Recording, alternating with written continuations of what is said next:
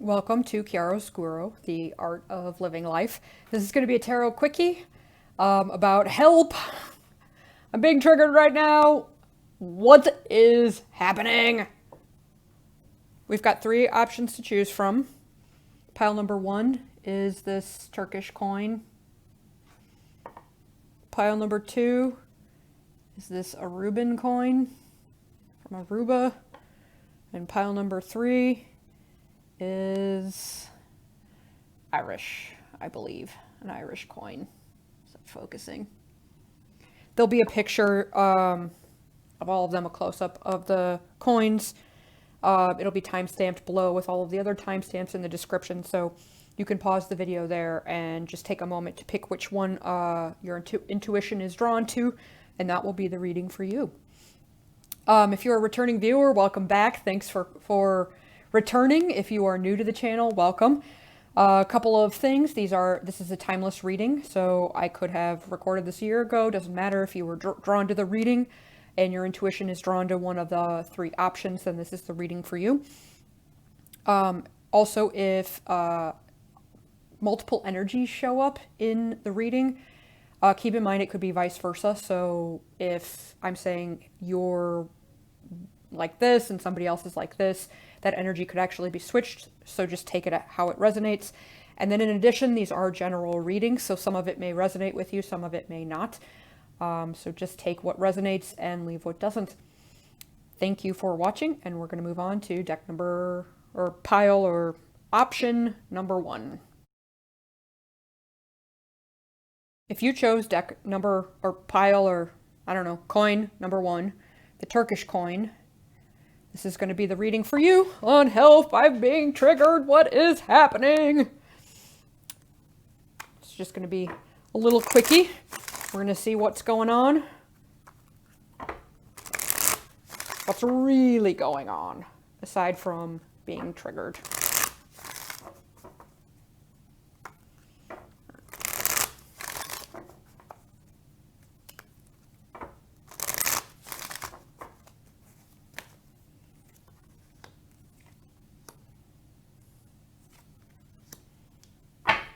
Interesting. All right. You are being triggered because you feel like somebody's lying to you. Or they are giving you a false version of themselves. Yeah.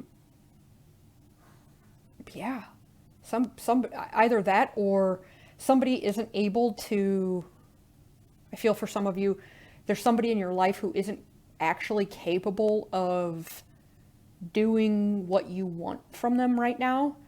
And so in a way, they're kind of letting you down. They don't actually have the resources or the confidence or the skill to be able to give you what you want. So for some of you, it may be somebody who's just flat out lying. For others of you, they might be lying to themselves, so they're not consciously lying to you because they're lying to themselves as well. For others of you, it's somebody who just doesn't have anything to give right now. Or they're lacking the confidence to give you what you want. How to shift that focus. So that's kind of triggering you. I think for you, the way that this person is behaving is also conversely triggering within you feelings of self-doubt or feelings of a lack of worth. It's triggering old wounds with regards to that. So you may be feeling like this person's not treating you like you should be, when it's really just what they're doing is they're triggering your wounds in your own value, your own insecurities, your own issues with value, if that makes sense. So that's part of it as well. It doesn't mean they're not doing what they're doing, but the way you are reacting to it, which is what we're examining here, is because you have been, or it's aggravating that insecurity within you. A shift in focus. This is where your focus should be. So I think there's a couple of things going on here. This is a very loving card when this is upright. And I think recognizing that whomever this is that is triggering you isn't in the, it's not, they can't give you what you want. Whether they're lying, whether they just don't have it, it doesn't matter. They can't give you what you want, and it isn't a reflection of your value. It has to do with them, and that they are hurting and their pain. And this is you choosing to treat this person with compassion, with kindness and love, and maybe even giving them a little bit of a break. Maybe you've behaved poorly towards them. And I think if you actually approached them in a calm, kind, and compassionate manner, things would go very differently. Because in a way, this is like, hey, I'm owning that I'm triggered right now. I'm owning my own insecurities. And I think in a way that inspires them to do the same. Where then an actual conversation, a loving conversation can happen instead of one about ego, about pointing fingers, that kind of thing. Well, you lied to me and you did this, so I did this. You're skipping that whole thing and you're like, look, I'm triggered right now and my own insecurities are really flaring up, and I'm sorry for the way that I behaved in this triggering manner, because it isn't actually me. It isn't actually representative of how I feel about you. My insecurities flared up. Thank you for poking them. I mean, as uncomfortable as it is, it's showing you, in a way, it's a gift. They're showing you how you can grow. They're giving you the gift of growth. Nobody ever grows when they feel comfortable. So this is a lot about viewing what they've done as a gift to show you how you can be better. So for some of you, I don't know that you necessarily need to have a talk with them and say, some of you, I get the feeling, are real done. And this is more of an internal thing where you're recognizing that what happened, that the hurt that was caused, the hurt that was generated by your own reaction to what they did, you're starting to own that, taught you about yourself. It taught you more about what you wanted, where you wanted to go. It taught you about how you can be a better person, and shifting your focus to that instead of they're a terrible person. And they just treat me like shit and they don't value me. This is teaching you about your own value, and you're seeing the ways that that insecurity exists, and now you can heal it, that you know that it is there. Interestingly, some of you will talk to this person, and I think coming at them in a manner that is kind and compassionate, that's owning your own stuff. You're not, with this card, you're not pointing the finger at them. You're not saying you did this and you are bad. It's, this happened and this was triggered in me and I reacted this way because of X, Y, and Z. And I know that now that this is something that needs to be fixed, and I may not have behaved appropriately because I was triggered. It's not an excuse. I'm apologizing for it. But I know that there's work that needs to be done within me, and I'm going to do it.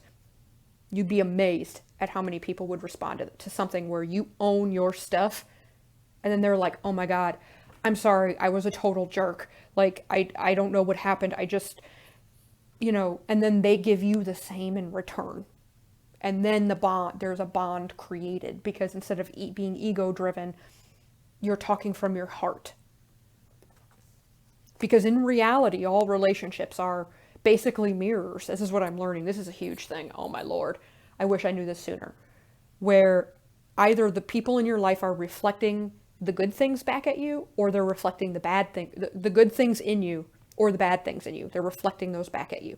So somebody you don't like is reflecting back to you parts of yourself you don't like.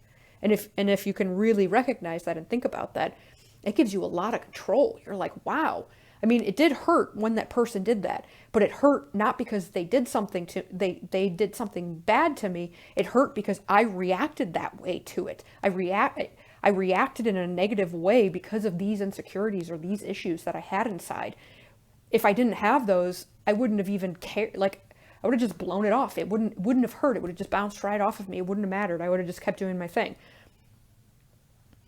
As a result, by adjusting this, you move into a calmer waters. We have the Six of Swords. It's going to be uncharted territory for you. I'm not sure if you are used to responding to people you feel have hurt you in a kind and compassionate way. So it's a little bit unclear to you, like, because you can't really see the where you're going. It's a little bit unclear to you what this territory is going to be like, except it is going to be a lot calmer. It is going to be a lot smoother. You will be amazed at what owning your own shit does in a context of a relationship, even just does for you, period. Forget about the other person. As you balance out whomever you're with, or whether this is friendship, love, whatever relationship this is, the more you own your own stuff, the more other people around you will own their own stuff, or they will just move out of your life. If they don't raise their vibe to your vibe, they just move out of your life. Either way, the situation gets calm. The people who are causing the little ripples and causing all the turbulence, they either go away or they realize, I gotta raise my vibe to her or him. And they do. And then the relationship becomes a lot more smoother. So either way, you will be moving into smoother territory with the relationships around you, with whatever this is in regards to. In addition, you're also going to feel a lot more capable of handling things, because I think this is twofold. I think that insecurity about your own value has been triggered. And by owning that, you are giving yourself your own value, not somebody else. It's not dependent on somebody else. You are valuing yourself enough to say, I messed up in X, Y, and Z way because this insecurity got triggered in me. I'm owning it. That's empowering. And I'm going to do what I can to fix it. Now that I know it's there, I'm going to do what I can to evolve and become a better person. Ooh, is that empowering? Even just doing that, me saying that gives me this feeling of like, yes, I am a boss. Not, oh, something's wrong with me. It's like, no, I got this. And so I think it contributes to you giving yourself a sense of worth, providing for yourself your own sense of worth, and naturally helps heal that insecurity, because you are relying only on yourself to heal it instead of people externally catering to your needs so that insecurity is soothed. So it's a long-term solution to what you're struggling with.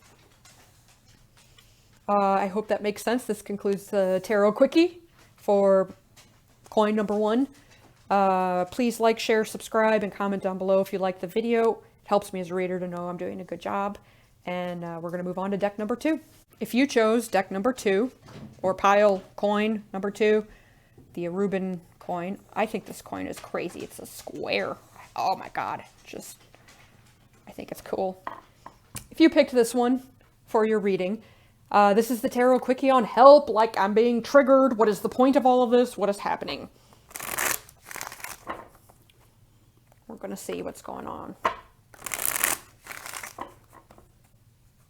How do I deal with this? What's really happening here?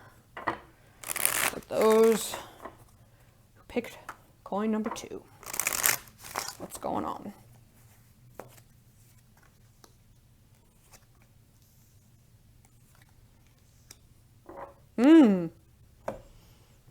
All right.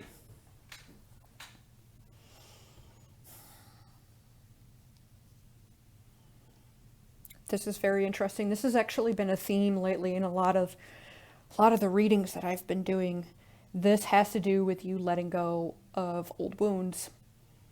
So you are currently being triggered right now because whatever the situation is, things aren't going the way that you want them to go. In a way, it feels like it's not moving forward, or perhaps you're repeating the past. You feel like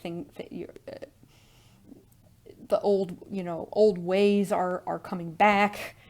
Things you thought you'd let go of are back in the picture.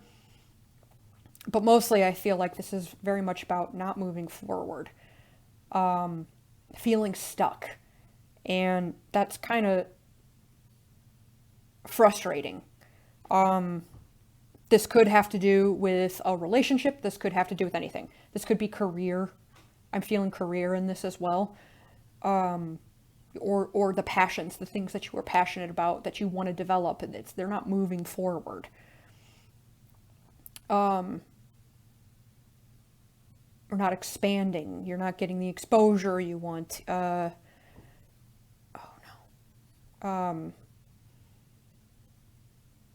things just aren't happening. You feel stuck. Trapped, even. I'm going to go with trapped, because stuck doesn't have that kind of triggeringness to it. I'm guessing that there's a little bit of being trapped and stuck in like the same thing over and over again. You're shifting your focus to the Lovers. So, numero uno, if we do have a relationship going on here, this is shifting your focus to not focusing on the person. Focus on what you want, the qualities, not the person. Focus on the qualities you want in a person, not the person. Because by focusing on the qualities, you're going to get what you want. Instead of a person who might not be what you want, if that makes sense. I think there's also an element, a little bit of what's tempting versus what's virtuous, if that makes sense. I think in a way you are kind of being guided to learn the difference between what's easy and what's tempting and what's actually real for you. For some of you that may resonate. That just kind of came into my head. For others of you, if it's not relationship, this is about you lining up, you're choosing you, lining up with yourself. So there's some kind of healing, some kind of inner harmony that needs to happen, that you are being guided to do. Things are slowing down because in order for you to progress, you have to be a more evolved version of you. So in a way, it's kind of like divinely guided to have this big sun, these things being revealed in you that you don't like, that feel icky. You're being triggered in uncomfortable ways, so that you recognize the ways you haven't lined up with yourself, the way you are not connected to your higher self or to your inner guidance, or even to God, if that's what you believe in, the ways that you aren't connected to the higher power, to source, to spirit, to whatever it is. And also the ways you aren't connected to yourself.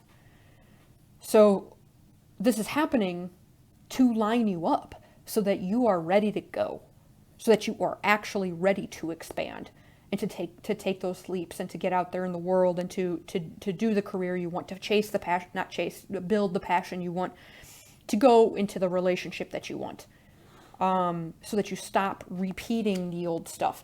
In a way, this is like a cleansing. So you're kind of going through the old stuff again in a way so that you handle it differently this time. You handle it in a way that's true to you, so that you can really break the chains and heal yourself from the things that are holding you back, therefore allowing you to completely align with yourself and move forward in the right way. Action you can take. 3 of Swords reversed. I think this is less about an action that you can take and more about embracing the process. Have patience, because you are healing. This is, to me, sometimes when it's reversed, is a very optimistic card. The swords fall out, the wounds are able to heal, and your heart becomes whole. So this is, there may be a heart chakra or a heart aspect, a heart wound that needs to be healed. Or it may just simply be an emotional wound or something from your childhood, something older, a wound you've carried for quite a while. It's time to get rid of it and let yourself heal. So you aren't moving forward because it's time to heal those wounds. And as you line up with yourself, as you face them, as you let it go and release that painful thing so that the wound can heal, you line up with yourself more and more, because these wounds are what's preventing you from lining up with yourself, continuing to hold on to that. It's like if somebody stabbed you, we'll go with this imagery. If somebody stabbed you and they let go of the blade and then you grabbed the blade and held it in there and you're just holding that in, into the wound, so the wound can't heal. And this happened like 20 years ago, and you're still holding that blade in there. So let it go. Don't even pull it out. Just let it go. The blade will come out. It's like if you get a splinter, your body pushes the splinter out. It'll just come out on its own. You don't even have to do anything. It'll come out, and then the wound can heal. Then you can heal, and you don't have these things distracting you from where you need to go, lining up with yourself and pursuing your dreams, or even the relationship that you want. These old wounds are getting in the way of a relationship. If you are in fact asking about relationship, this relationship's triggering you because you haven't healed these relationship wounds yet, and you can't engage in this relationship until you've healed, or any relationship, to be honest. But once you've healed these wounds, I suspect whatever's going on here, it's going to look more like this is a perfect match than I don't see any future and there's no forward movement. I think a lot of that's coming from your wounds, instead of actually properly viewing what's going on. So heal yourself first before getting into a relationship. Maybe it's okay to be single for a little bit. Allow yourself to heal and recover, and then you can get what you want. But you aren't, if you engage in something now, you are just going to be, something's just going to be fingering those wounds and won't be able to heal. And you'll continue to repeat what you have in the past instead of doing something differently and removing the wounds and being able to level up. I hope this helps. This concludes the reading for deck number 2, pile coin number 2. If you like the reading, please like, share, subscribe, and comment down below. It helps me as a reader to know I did a good job. And thank you for watching. We're going to move on to coin number 3. If you picked coin number 3, this, how many sides is that? 1, 2, 3, 4, 5, 6, 7. Septicon? 7-sided coin. Interesting. This will be the reading for you, the Tarot Quickie, on help, help, help, I'm being triggered. I don't know why. What is going on? We're going to find out. We are going to see what is going on. What is the higher purpose of what's going on, of why these things are getting to you. What is actually being triggered inside of you and how to deal with that. For pile coin number 3. What's going on?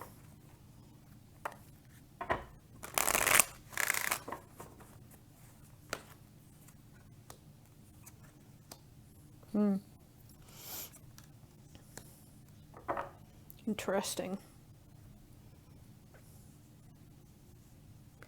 So whatever is going on,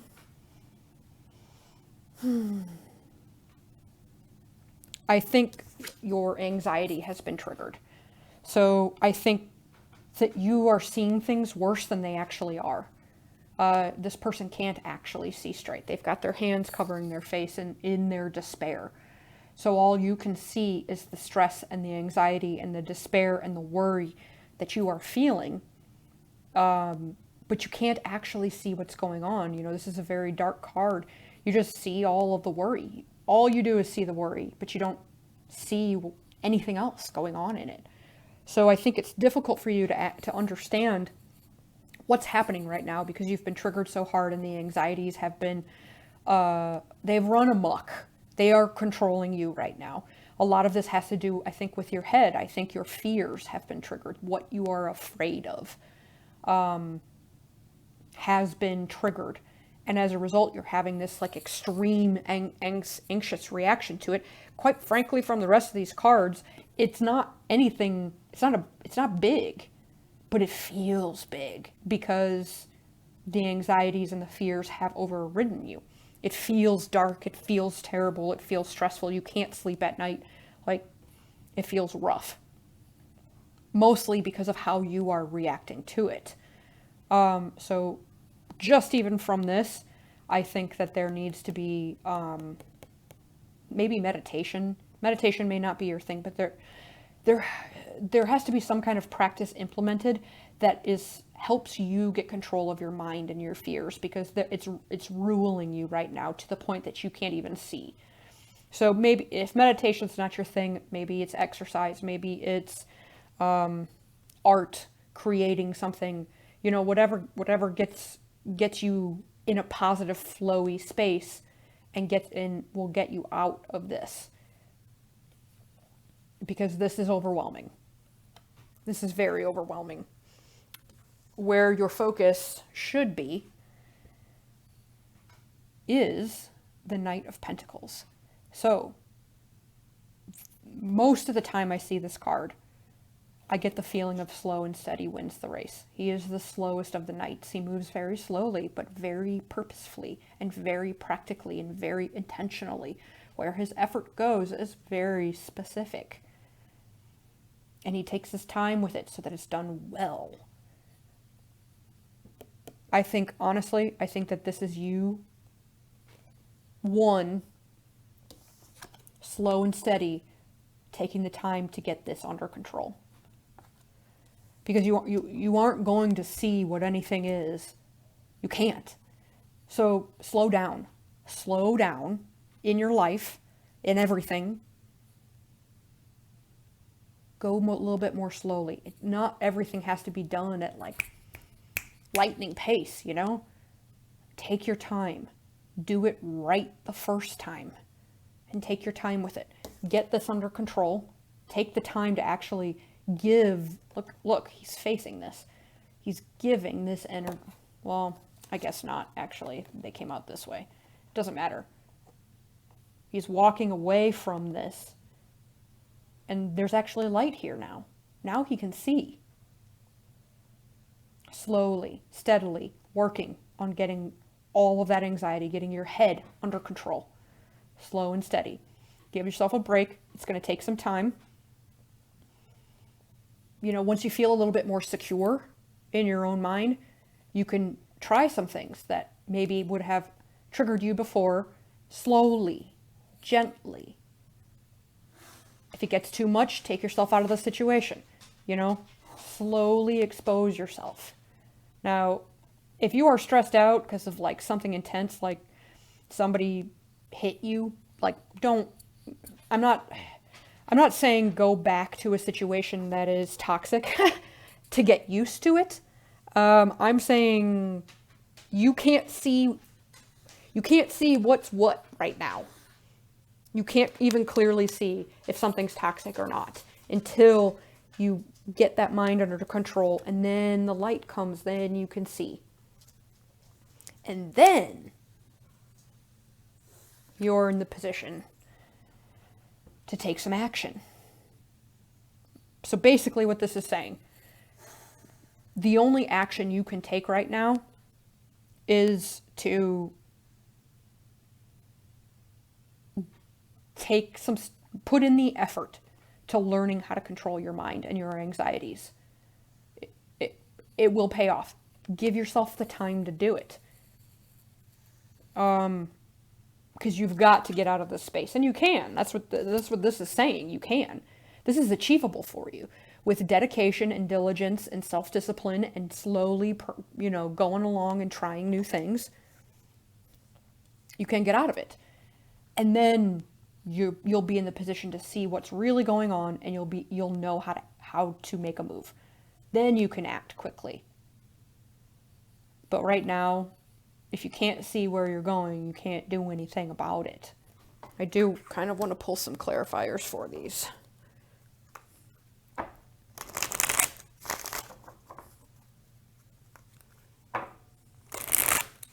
What's the stress about? Change. Wheel of Fortune. So, a new cycle in your life. Ooh.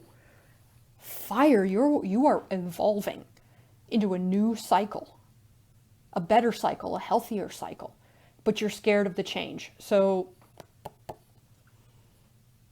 you're being triggered to let go of this energy, of this stress, of this anxiety, so that you can actually move forward in a new direction. You can work on where you want to go. You can build what you want to build. You can have the life that you want. You can create the dream in slow and steady way, at least initially. Initially, it's got to be slow and steady and focused because you've got to get your mind under control. Once you get your mind under control, though, it's blast off, man. Passion, excitement. I think also some of this is about focusing on your passion. What fires you up? What enlivens you?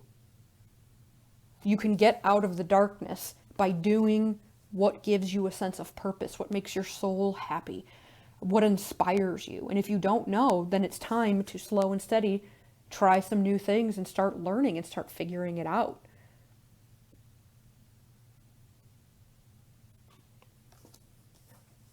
The best way to get out of this kind of darkness is to distract yourself with not inebriation, not running, with things that you care about, with things that make you feel good, that enliven you, that aren't, it's not like, we're not seeing the devil here. This isn't about going and drinking and doing a bunch of drugs. This is finding what feels good in your soul in a healthy way.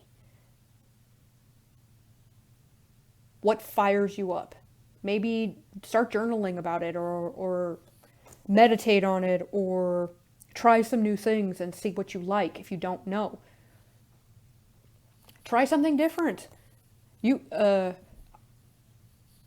know, there's online courses that aren't that expensive. You can try something new. Maybe you like it, maybe you don't. But you'll only know if you try, if you get out there and do it. So this is about focusing on your passion instead of on the fears in your mind. And also taking the time to actively address the fears, slowly and steadily. Get that mind under control. Get that anxiety under control. Find the way that works for you. Try some different stuff. I do want to clarify that Knight of Wands.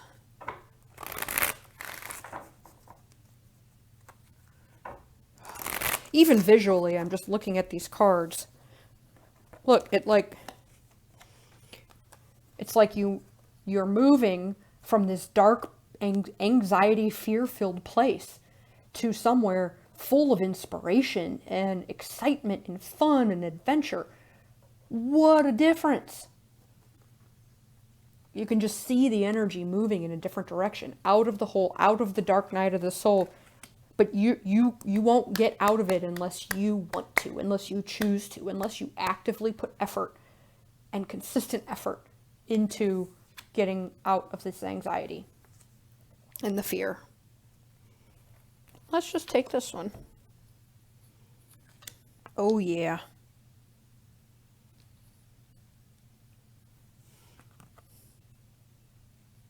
More fear.